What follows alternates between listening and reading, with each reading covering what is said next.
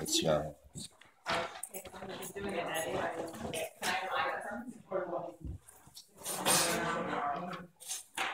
Okay, does everyone have a writing utensil? Yes. No, I don't have one. Okay.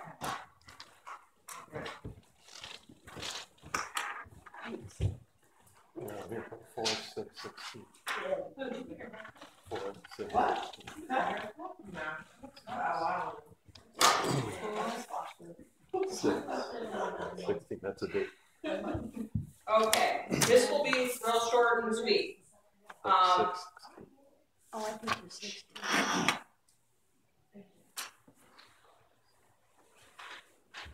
As most of you know, any incident that happens within the agency and gets reported on HCSS has to have a corrective action plan.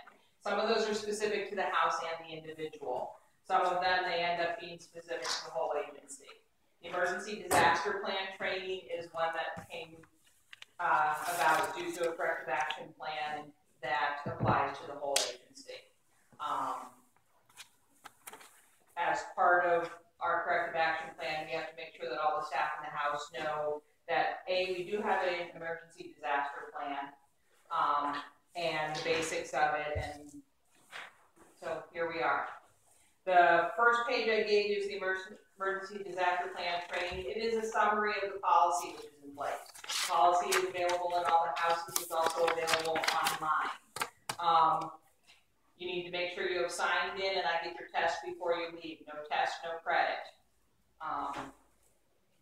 So, as we go along, feel free to answer your test questions here quickly. So, the rationale is to provide guidelines to ensure the health and safety of the program participants in the event of an emergency or disaster, and to ensure the roles are assigned in a disaster and an emergency so that all involved understand and complete the duties associated with their roles. So, number one, 2 rationales. You're ensuring the health and safety of the program participants, and you're clarifying the roles of the people involved. Or we're clarifying the roles. I'm not reading all of this. Our emergency management function and an emergency SLS emphasis will be placed on meeting the basic human needs of our individuals. That's number 2, by the way. And those basic human needs we're going to be meeting are going to be things like food, shelter, and medical care for our individuals. We'll get you, Amy. I'll help you at the end. But you need to sit through and listen. Okay? And I'll make sure you understand what everybody else has said. Okay. The only people who can actually declare an emergency are the executive director or the assistant director. So only the executive director or the assistant director can declare a disaster or emergency. So if something's happening and we're not sure, we would call number 3. Are we lost? No, I'm trying to think of how to spell something. We have to contact Broder, Mr. Gray, and they would actually declare the emergency for the agency, and we would follow the procedure from there.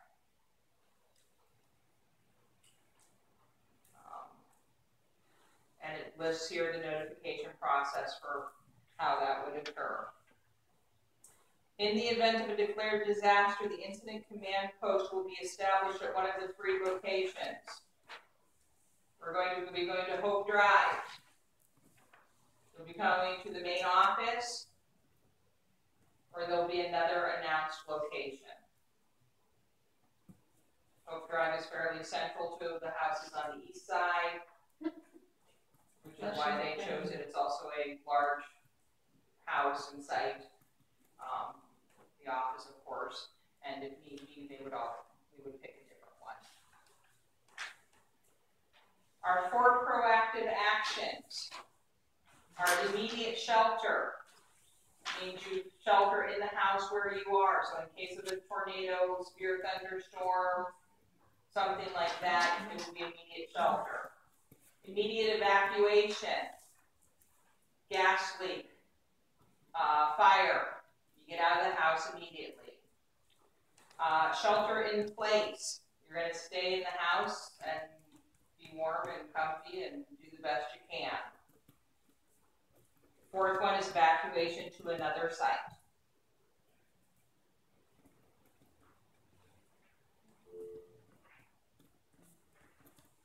In the event of the emergency, staff on duty is responsible for calling 911. Remember, that should be your first call in an emergency. Get the emergency people responding first, and then take care of the individuals and notifying everyone else. In an emergency disaster situation, the roles of the staff on duty, and this is for all staff on duty, not just the person calling 911. You're going to provide leadership and a sense of security, and you're going to provide activities for participants during a period of enforced confinement or an emergency. You're going to keep them entertained. You're going to keep them busy. You may not have TV. You may not have electricity. So it's going to be your job as the staff to find them something to do to keep their mind off the fact that they're stuck in a house and they can't go anywhere, or they're out somewhere and stuff where they're not familiar. In the event of evacuation, staff members implement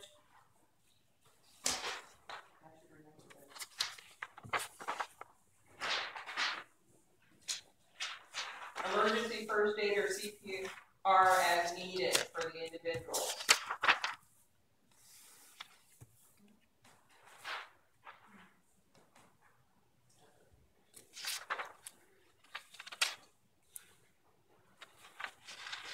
Make sure they're safe. Your first aid or CPR if needed.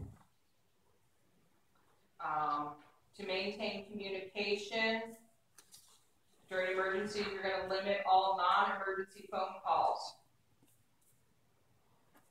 That keeps you free to receive them if you need to be, but it also frees up the line if it is an actual emergency that affects more than just our group home.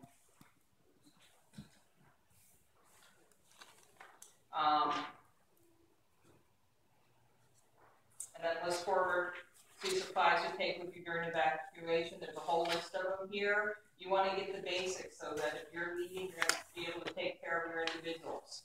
Van keys so you can drive your van. They're going to need their medications, so their med boxes and their Mars. Grab and go books so you have basic information about your individuals. Continuity of care form, seasonal clothing. Anything else on this list?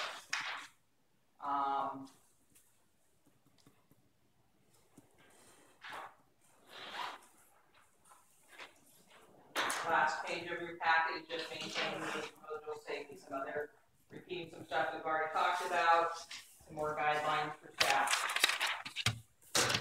Questions? Okay, we'll get you through it. Yeah, where was number 8, Marion? On the back page? In the event of an evacuation, staff members implement CPR or first aid as needed for the individuals. Okay.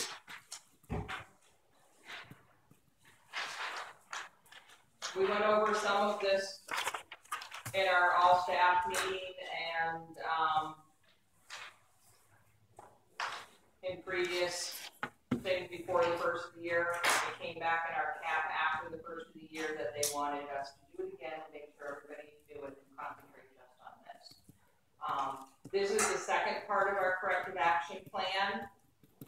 There will be one more training coming up. We are in the process of scheduling it. It is suicide awareness, and that is also mandatory for everyone in the agency. So watch for dates for that. There's at least 3 groups that are going to be done. Will they be posted in group homes? Yes, they'll be posted in group homes. They'll be emailed to people. I believe they're all going to be held at the library if we can arrange that. It is a training done by an outside source. That was one of the requirements of the Western region, was that it was someone specialized in suicide and crisis, and and that they did it. So that has to be done by May 12th. So watch for those coming up. And again, the actual policy, which goes into a little bit more depth than our summary here, also gives the relocation sites for all the houses. If there is an emergency and you have to move from one to another, is online, and it should be in all the group homes. Okay, you're free. Thank you all, and make sure I get your tests. Summaries are yours to keep if you don't want them. You have them here. Thanks for being short and sweet.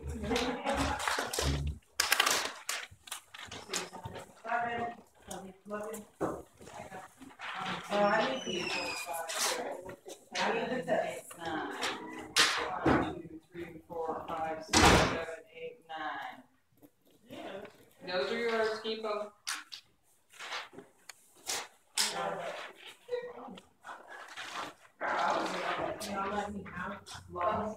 Okay, sweetie. We'll get you those. Hold on.